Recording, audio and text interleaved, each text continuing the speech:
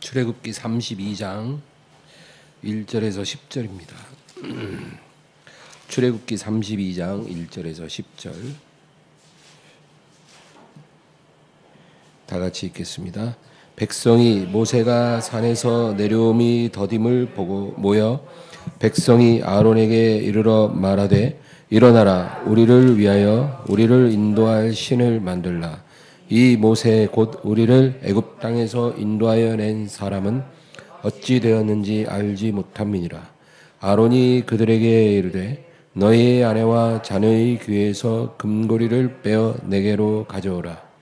모든 백성이 그 귀에서 금고리를 빼어 아론에게로 가져가매 아론이 그들의 손에서 금고리를 받아 부어서 조각칼로 새겨 송아지 형상을 만드니 그들이 말하되 이스라엘아 이는 너희를 애굽 땅에서 인도하여 낸 너희의 신이로다 하는지라. 아론이 보고 그 앞에 제단을 쌓고 이에 아론이 공포하여 이르되 내일은 여호와의 절일이니라 하고 이튿날에 그들이 일찍이 일어나 번제를 드리며 화목제를 드리고 백성이 앉아서 먹고 마시며 일어나서 뛰놀더라. 여호와께서 모세에게 이르시되 너는 내려가라. 내가 애굽 땅에서 인도하여 낸 내 백성이 부패하였도다. 그들이 내가 그들에게 명령한 길을 속히 떠나 자기를 위하여 송아지를 부어 만들고 그것을 예배하며 그것에게 제물을 드리며 말하기를 이스라엘아 이는 너희를 애굽 땅에서 인도하여 낸 너희 신이라 하였도다. 여호와께서 또 모세에게 이르시되 내가 이 백성을 보니 목이 뻣뻣한 백성이로다. 그런즉 내가 하는 대로 두라. 내가 그들에게 진노하여 그들을 진멸하고 너를 큰 나라가 되게 하리라.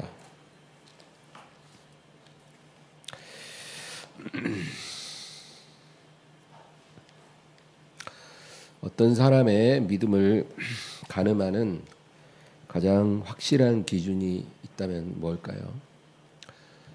한 사람의 믿음을 가늠하는 가장 확실한 기준, 우리는 예배를 생각합니다. 예배를 얼마나 성실하게 잘 드리고 하나님 앞에 나아오느냐, 뭐 그런 거를 보면서 우리가 그 사람의 믿음을 가늠합니다. 아니면은 어떤 봉사를 얼마나 또 열심히 하느냐, 뭐 이런 걸 보게 되겠죠. 그러니까 겉으로 드러나는 그런 것들이 이제 그 사람의 믿음을 말해 준다고 우리가 느끼는 것입니다. 그러나 그런 것으로는 그 사람의 믿음을 정확하게 볼 수 없습니다. 그런 것들을 너무나 완벽하게 하면서도 믿음이 없는 사람도 많이 보았습니다. 그러면 가장 확실한 믿음의 기준은 뭘까? 오늘 저는 기다림이다. 그렇게 말하고 싶습니다. 이 기다림이라는 것 자체가 엄청난 시험입니다. 말이 기다리는 거지 쉬운 일이 아니에요.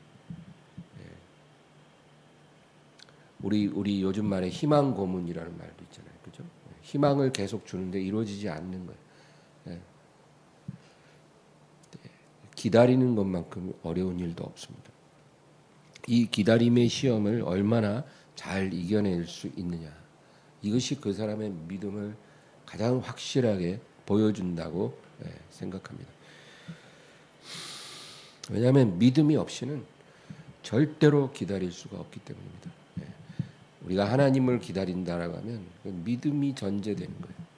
믿음 없이는 기다려지지가 않는 것입니다. 그 시험을 이겨낼 수가 없어요.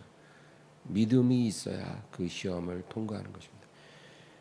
그래서 오늘 우리가 읽은 성경 말씀에 이제 그것을 말해주는데 이스라엘 백성과 여호수아라는 한 사람을 대조적으로 보여준다는 것입니다. 그래서 이 이스라엘 백성은 이 기다림을 이겨내지 못했어요. 근데 이 여호수아라는 사람은 그 시험을 통과했습니다. 그러니까 그만큼 하나님의 백성 가운데서 이 시험을 이기는 사람이 적다는 거예요. 오늘 본문의 배경을 보면 이제 모세가 시내산에 올라갑니다. 시내산에 하나님의 부름을 받고 산 꼭대기에 올라갑니다. 근데 하나님께서 부르실 때 뭐 며칠 동안 먹을 양식 준비해서 오라 뭐 이런 말씀도 안 해요. 하나님이 불러서 올라가는 그냥 올라가는 거예요. 거기에 얼마나 있다 내려오게 될지는 아무도 모르는 거죠. 그렇게 해서 올라갔는데 모세가 내려오질 않는 겁니다. 보통 이스라엘 백성들이 예상한 기간은 일주일입니다. 길어야 일주일이면 하나님 말씀을 받아서 내려올 거다. 그렇게 생각을 했어요. 왜냐하면 사람이 그 추운 산 꼭대기에서 일주일 이상을 있을 수 없기 때문에 너무나 춥고 그렇죠? 또 양식도 없고 그런 상황에서 산 정상에서 일주일 이상 못 있는다는 거죠. 그러니까 일주일 안에는 내려올 거다. 그렇게 생각을 했습니다. 그런데 한 달 정도가 지났는데도 모세가 내려오질 않는 거예요. 그러니까 이스라엘 백성들이 이 모세는 아마도 죽은 것 같다. 산 꼭대기에서 얼어 죽었든지 굶어 죽었든지 아니면 하나님 앞에 맞아 죽었든지 뭔가 문제가 생겨서 이제 지금 아마 죽어 있을 것이다. 그렇게 생각을 하고 더 이상 모세를 우리는 계속 무작정 기다릴 수는 없다. 그렇게 결정을 합니다. 그러니까 한 달이 지났기 때문에 이미 죽었을 거라는 거예요. 그렇죠? 어떻게 보면 합리적인 생각이에요. 어떤 사람이 산에서 실종됐어요. 근데 한 달 동안 발견이 안 된다 그러면 대부분 사람들이 얼어 죽었을 것이다. 아니면 짐승에게 먹이가 됐을 것이다. 그렇게 생각을 하듯이 그렇게 생각한 거예요. 그래서 오늘 본문 32장 1절을 다시 한번 읽겠습니다. 백성이 모세가 산에서 내려옴이 더딤을 보고 모여 백성이 아론에게 이르러 말하되 일어나라 우리를 위하여 우리를 인도할 신을 만들라. 이 모세 곧 우리를 애굽 땅에서 인도하여 낸 사람은 어찌 되었는지 알지 못함이니라.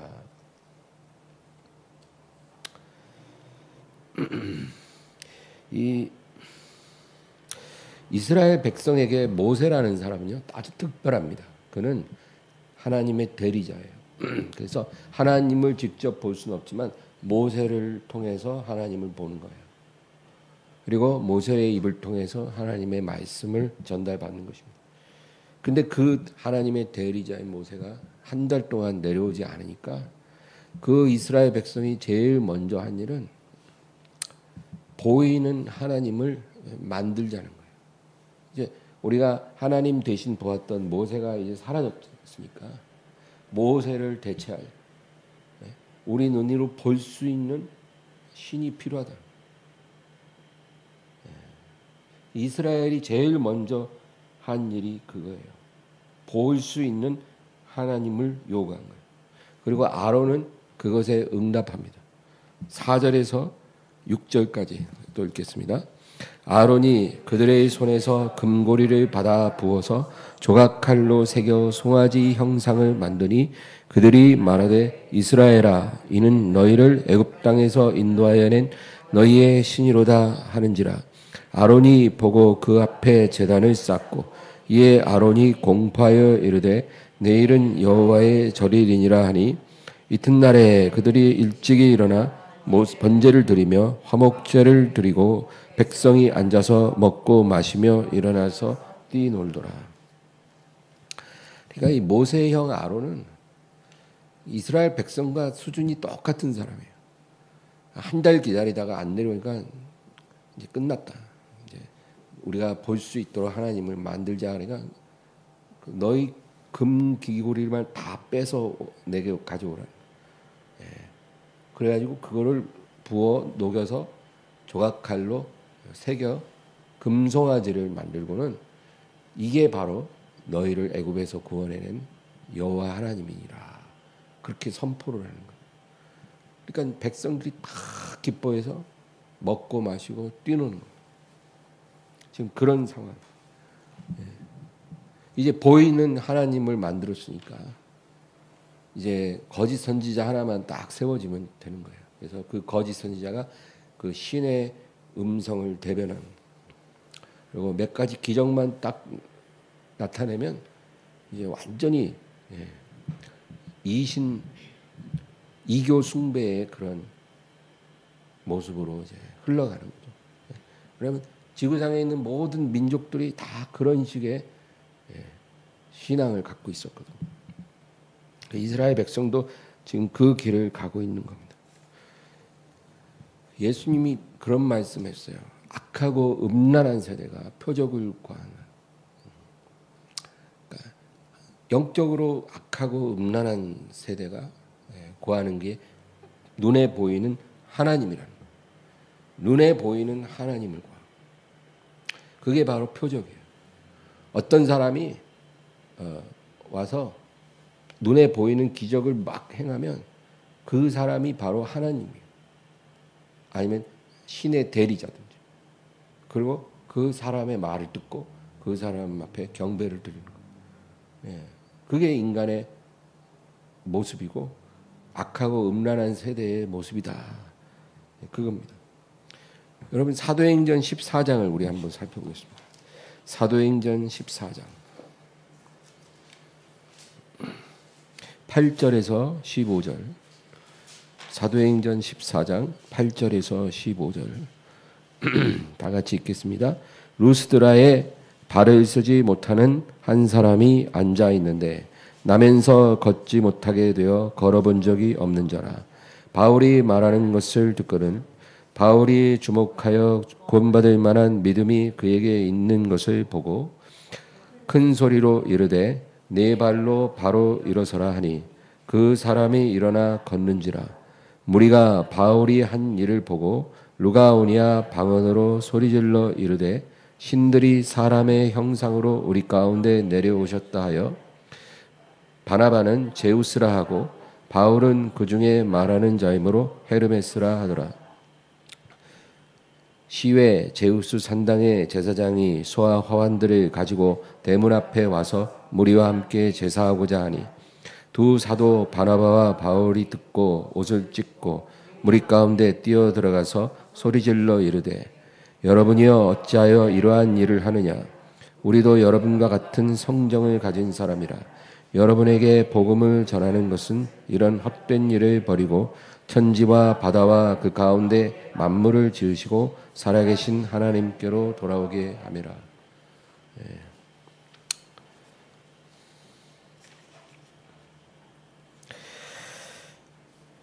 여기 보면은 루스드라에 가서 복음을 전하다가 안진뱅이를 보고 그가 이게 구원받을 만한 믿음이 있는 것을 보고 그를 일으킵니다. 그러니까 아무나 뭐 병자 보면 다 고치고 이런 게 아니라 구원받을 만한 믿음이 있는 것을 확인한 후에 그다음에 이제 사도가 권능으로 그 사람을 일으켰다는 거예요. 그러니까 엄청난 기적이 일어난 거예요.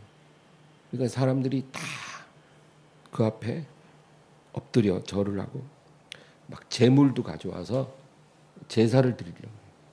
왜냐하면 이 두 사람은 신이라는 거예요. 바울과 바나바를 신이라 합니다. 그래서 바나바를 제우스라 하고 바울은 말하는 자이므로 헤르메스라 하다.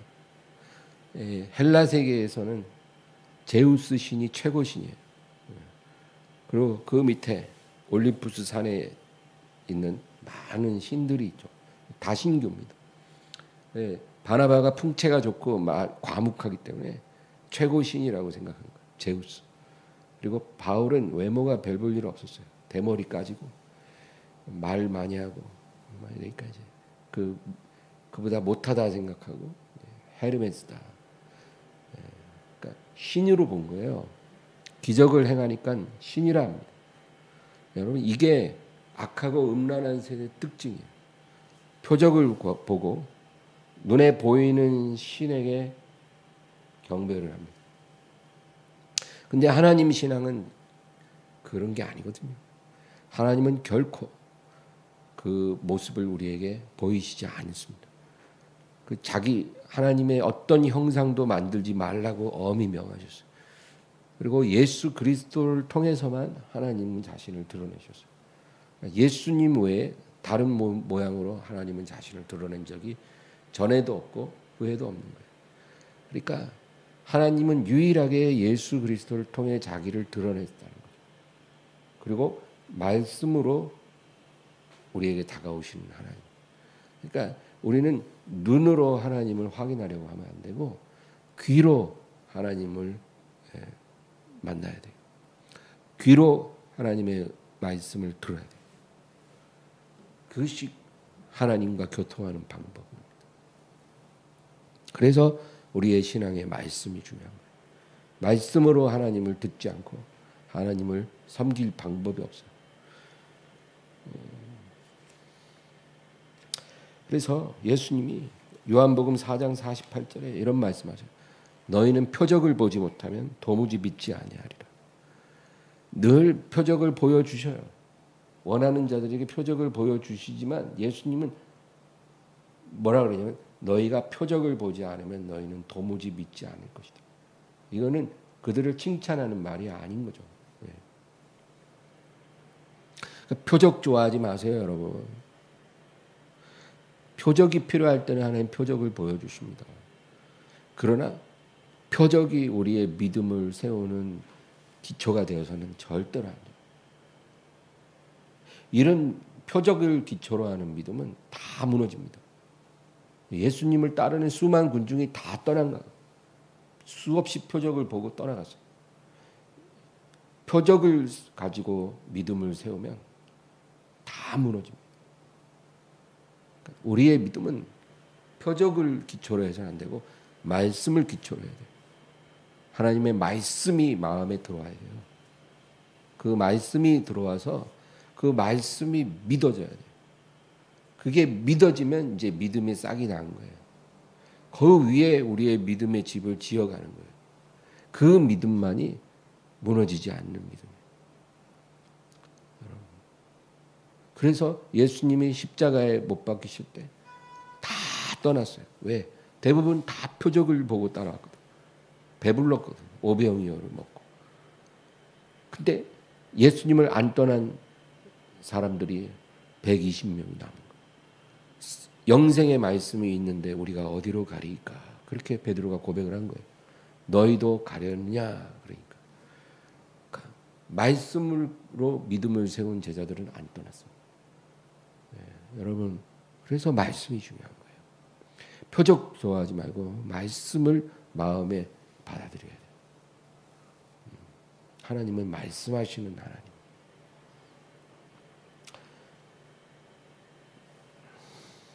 그래서 우리가 말씀을 받아들이고 예수님을 믿으면 영혼의 구원을 받습니다. 영혼의 구원은 말씀으로 일어나는 거예요. 그리고 나서 우리가 예수 이름으로 성령을 받는 거예요. 성령을 받는 것은 구원의 조건이 아니고 구원의 인입니다. 인. 구원이 일어났다고 하나님이 인쳐주는 거예요. 확신하게 해주시는 거예요. 구원의 인을 쳐주고 그리고 성령을 받은 사람이 복음의 증인이 되는 거예요. 그러니까 내 영혼을 구원하는 것은 내가 하나님의 말씀을 받아들이고 예수 이름을 믿었기 때문에 받는 거고 그 다음에 하나님이 구원의 인으로 성령을 부어주심으로 우리가 복음의 증인이 될 수 있다는 거예요. 그것까지 가야 돼요. 제자들이 예수님의 말씀을 믿었을 때는 예수님을 따라가기만 했지만 오순절 성령을 받고 나서는 복음의 증거자가 됐잖아요. 그래서 성령도 반드시 받아야 합니다. 다음에 오늘 본문 출애굽기 32장 7절에서 9절로 다시 가서 7절에서 9절 읽겠습니다. 여호와께서 모세에게 이르시되 너는 내려가라 내가 애굽 땅에서 인도하여 낸 내 백성이 부패하였도다. 그들이 내가 그들에게 명령한 길을 속히 떠나 자기를 위하여 송아지를 부어 만들고 그것을 예배하며 그것에게 제물을 드리며 말하기를 이스라엘아 이는 너희를 애굽 땅에서 인도하여 낸 너희 신이라 하였도다. 여호와께서 또 모세에게 이르시되 내가 이 백성을 보니 목이 뻣뻣한 백성이로다. 믿음의 사람은 오래 기다릴 줄 아는 사람입니다. 오래 기다리고 그리고 하나님의 말씀을 들었을 때 즉각적으로 순종하는 사람이 믿음의 사람이에요. 그게 믿음의 사람의 공통된 특징이에요. 인내의 시간을 잘 견딥니다. 오래 견딜 줄 알고 그리고 하나님의 음성이 들릴 때 즉각 순종하는 그게 믿음의 사람. 대표적인 사람이 아브라함이에요. 아브라함은 25년을 오래 기다렸어요. 하나님이 약속을 하시고 25년 뒤에 응답을 주셨는데 그 기간 동안 오래 견뎠어요. 하나님을 향한 믿음을 버리지 않았어요. 그리고 하나님이 약속의 아들을 주셨잖아요. 그렇죠? 근데 얼마 후에 하나님이 그 아들을 번제로 드리라 그러니까 그 다음 날 이른 아침에 길을 떠나요. 즉각 순종하는 거예요. 즉각. 예. 조금도 머뭇거리지 않고 바로 순종하는 거예요. 이게 믿음의 사람의 모습이라는 거죠. 하나님이 이런 사람을 좋아하십니다. 그리고 그 사람이 원하는 모든 걸 다 주셔요. 그러나 여기 나타난 이스라엘 백성들은요 반대예요. 그들은 겨우 한 달을 기다렸어요. 모세가 내려올 때까지 한 달 정도 기다리다가 바로 포기했어요. 모세 기다리기를. 그리고 이제 모세를 대신할 눈에 보이는 신을 만들라. 아론에게. 그래서 아론이 또 그 말을 듣고 금송아지를 만드는 거예요. 오늘 여기 8절에 보면 하나님이 모세에게 뭐라 그래요? 그들이 내가 그들에게 명령한 길을 속히 떠나. 그러니까 순종을 속히 해야 하는 게 아니라 하나님이 명한 길을 속히 떠나는 거예요. 뭐든지 빨리 하긴 했는데 나쁜 거를 빨리 하는 거예요. 이 이스라엘 백성들. 내가 명령한 그 길을 속히 떠나. 불과 한 달 기다리다가 그 길을 속히 벗어나 신속하게 금송아지를 만들었다는 거예요. 얼마나 재빠른지 몰라요. 그들의 믿음의 유효기간은 한 달이었던 거예요. 그리고 바로 금송아지를 만들어 놓고 하나님이라고 하고 즐거이 뛰어들라는 거죠. 이게 바로 이스라엘 백성의 모습이에요. 그리고는 그들에게 뭐라 그래요? 9절에 내가 이 백성을 보니 목이 뻣뻣한 백성이로다. 목이 뻣뻣하다는 거예요. 여러분 추수 때 알곡들은요 속이 꽉 차 있으니까 고개를 이렇게 숙이잖아요. 무거워서 그런 거예요. 속이 차 있으면 무거우니까. 근데 이 가라지들은 안에 아무것도 없는 가라지들은 그냥 빳빳하게 이렇게 세워져 있다 그러잖아요. 그죠? 예. 사람의 영혼도 마찬가지예요. 하나님의 말씀으로 꽉 채워져서 그 말씀을 의지하고 사는 사람요. 이렇게 고개를 숙이는 거예요. 그때 아무것도 없는 사람들이 있어요. 말씀이 안 들어가 있는 거예요. 그러면 어떻게 해요? 목을 빳빳하게 들고 있는 거죠. 예. 바로 하나님이 볼 때 이스라엘 백성의 모습이 그렇다는 거예요. 교회에도 이러한 두 부류의 성도가 항상 있어요. 어느 교회나. 근데 고개를 착 숙이는 그러한 성도는 많지가 않아요. 하나님의 말씀을 받고 인내할 줄 아는 사람. 그렇죠? 하나님의 말씀이 들어오면 그 말씀이 들어온 다음에 축복이 오는 게 아니에요. 그 말씀으로 인하여 환난이 일어난다. 말씀을 받은 자에게는 반드시 환난이 와요. 그게 인내의 시간이에요. 뜨거운 여름을 지나는 거예요. 그러면서 그 안에 곡식이 익어가는 거죠. 근데 하나님의 복을 받을 사람은 그 인내의 시간을 잘 견디고 그리고 결실하는 사람. 우리가 그렇게 살아야 돼요. 하나님의 말씀을 잘 받고 그리고 그 인내의 시간, 내 마음을 막 흔들어 놓는 의심의 파도가 막 밀려오는 그 시간을 잘 견뎌내야 돼요. 그리고 나서 결실하는 거예요. 많은 사람들이 말씀을 받지도 못하지만 처음부터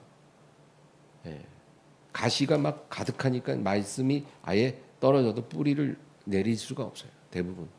근데 어떤 사람은 용케 또 뿌리를 내려요. 근데 문제는 그 인내의 시간을 못 견뎌요. 그래서 결국 다 튕겨져 나가요. 튕겨져 나가요. 여러분 교회에 그런 상황 얼마나 많은지 몰라요. 어떻게 하나님의 손에 이끌려서 왔어요. 왔는데 교회 한 달, 두 달 나와 보니 별 볼 일 없더라는 거예요. 뭐 교회 나오고 그러면 뭔가 내 문제도 좀 해결되고 병도 좀 빨리 낫고 뭐 좀 좋은 일도 생기고 뭐 그럴 걸 기대했는데 이거는 웬걸? 교회 나오고 나서 더 안 좋아져. 그러니까 한 몇 달 나오다가 아유 별거 없네. 그러고는 그냥 안 나와버립니다. 그런 사람들이 한둘이 아니에요. 그래서는 안 된다는 거죠. 많은 사람들이 하나님의 말씀을 진지하게 듣지를 않아요. 이 문제입니다. 말씀을 진지하게 듣지를 않아요. 설교 때 보면 다 보이거든요. 말씀 시간에는 딴짓을 해요.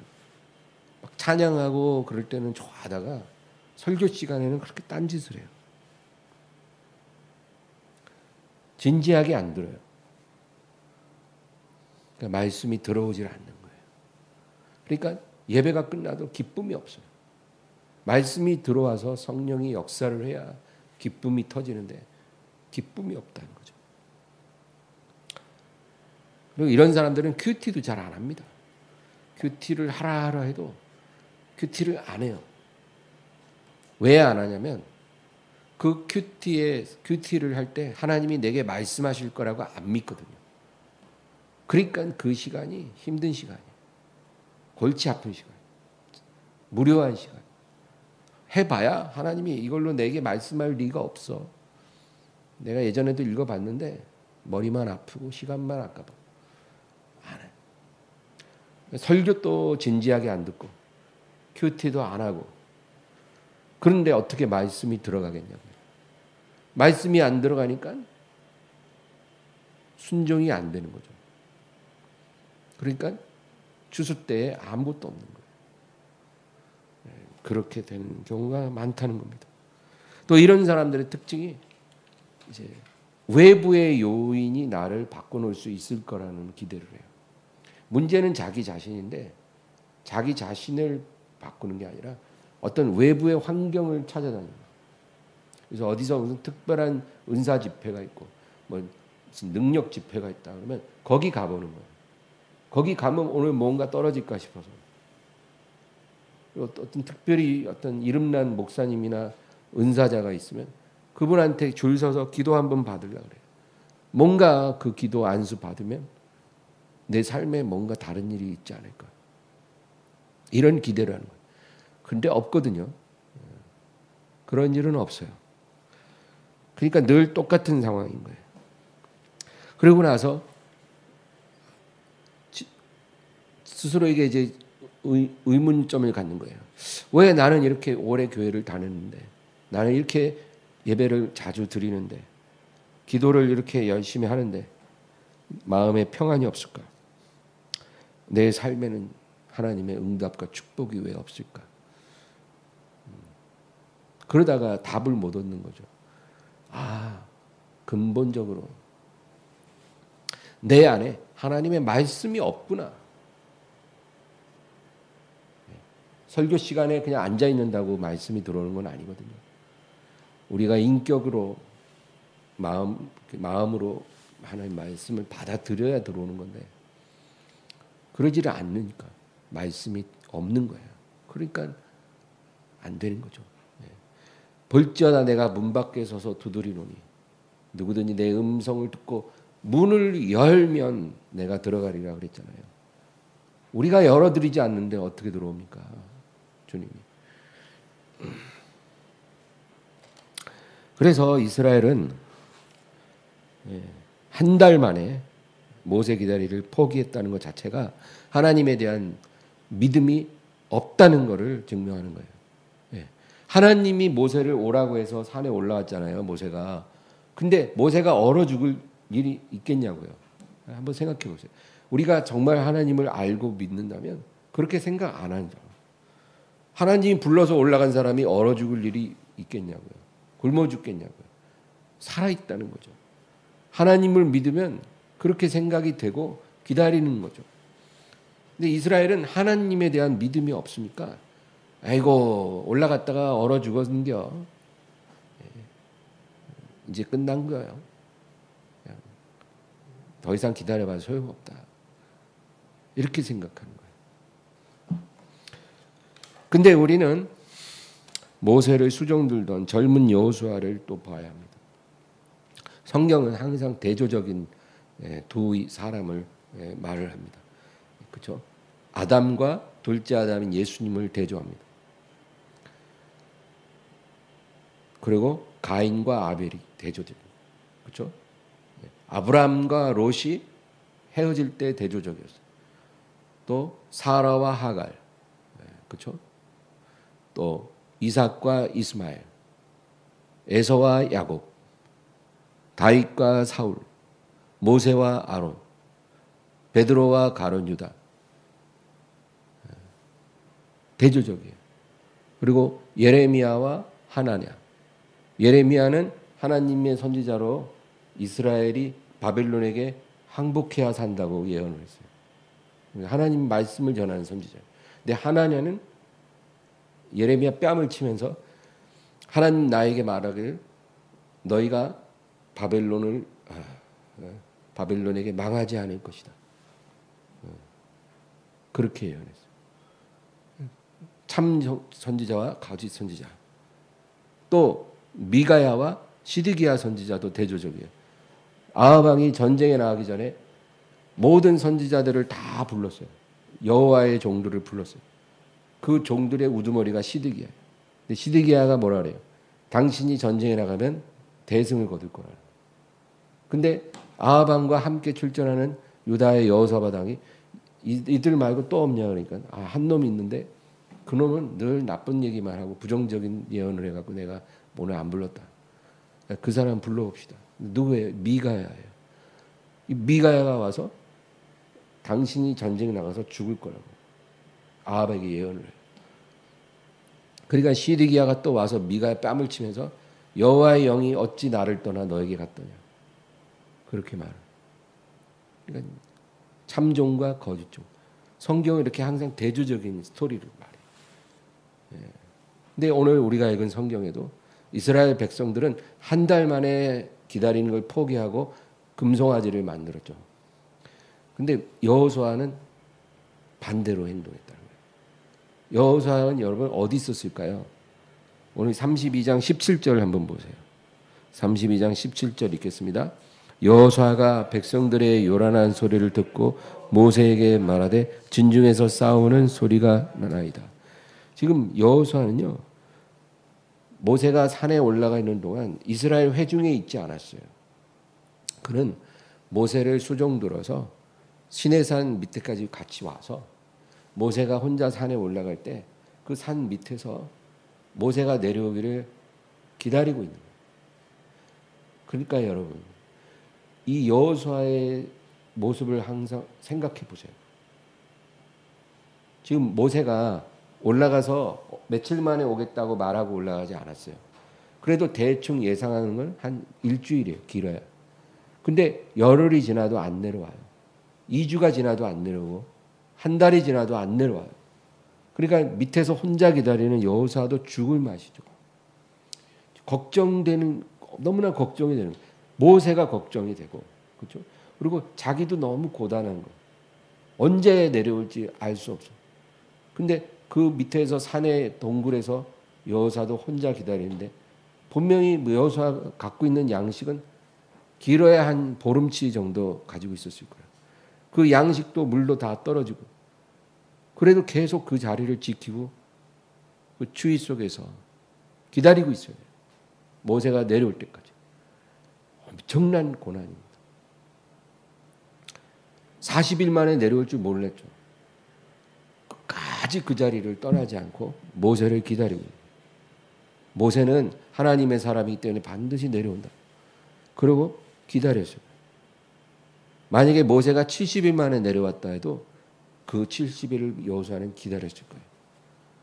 만약에 여호수아가 한 달쯤 있다가 아유 춥고 배고파서 난 못 견딜 것 같아. 아무래도 우리 모세 선생님은 돌아가신 것 같아.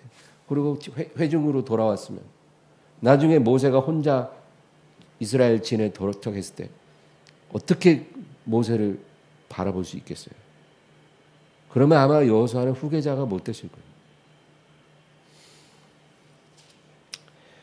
그래서 이 여호수아의 모습은 너무나 귀감이 된다는 겁니다. 우리가 이런 믿음이 있어야 돼요. 기다릴 줄 알아야 돼요. 하나님이 오실 때까지 기다릴 줄 알아야 돼요. 끝까지 하나님을 믿으면 기다릴 수 있어요.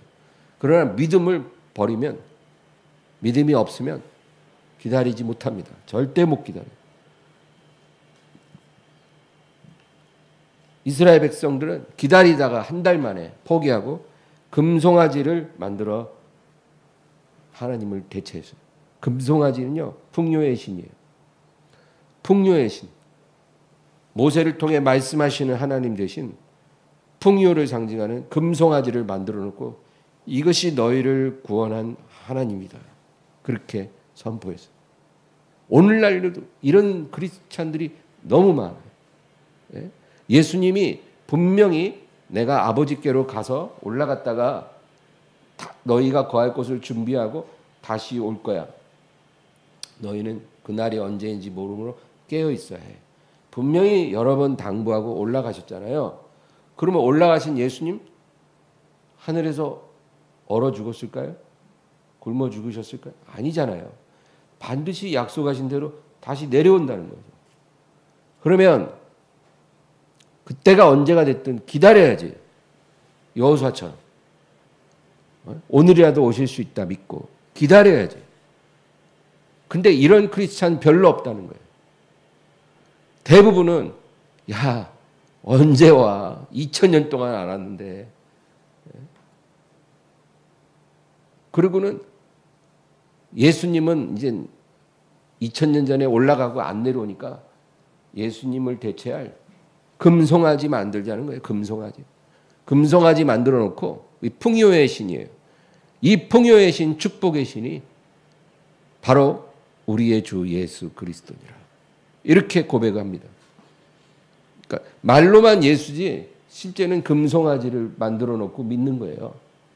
이런 예수를 가짜 예수를 믿고 살아가는 크리스천들이 얼마나 많은지 몰라요. 우리는 그러지 말아야 한다는 겁니다. 올라가신 예수님 너희가 가신 것을 본 그대로 다시 오시리라. 그 예수님을 기다려야 됩니다. 여호수아처럼. 여러분 열처녀 비유 있잖아요. 열처녀 비유가 뭘 말해요?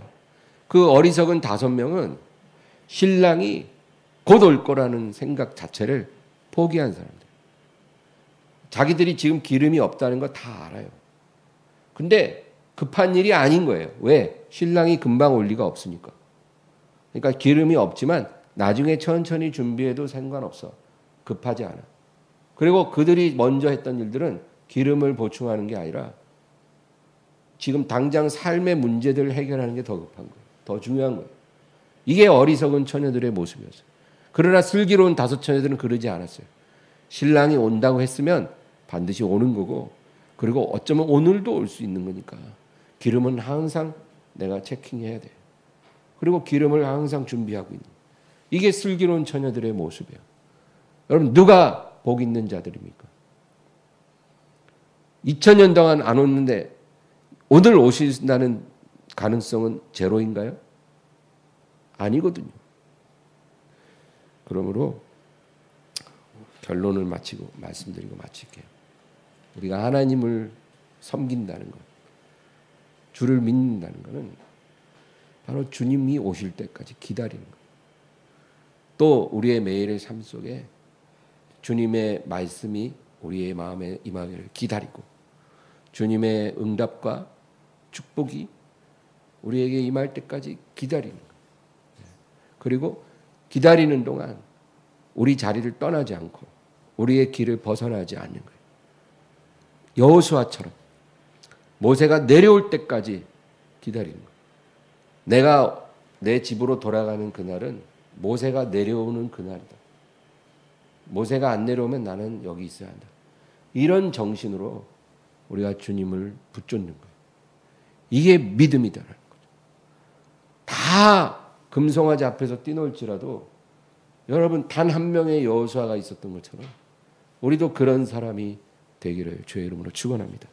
하나님 아버지, 우리 주님은 누가복음 18장 8절에 인자가 세상에 다시 올 때 내가 이 세상에서 믿음을 보겠느냐 말씀하셨습니다.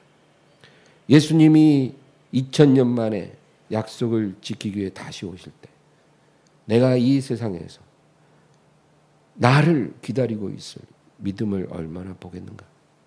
여호수아와 같이 충성된 자가 되어 나를 기다리고 있을 자들이 얼마나 있겠는가. 그 추위와 배고픔과 목마름과 그 고단함과 외로움과 두려움 속에서 나를 기다리고 그 자리를 지킬 사람을 내가 얼마나 찾을 수 있겠는가. 주님이 물으십니다. 아버지, 내가 그런 사람이 되기를 원합니다. 오늘도 우리의 그러한 온전한 믿음으로 충만하게 하옵소서. 예수님의 이름으로 기도합니다.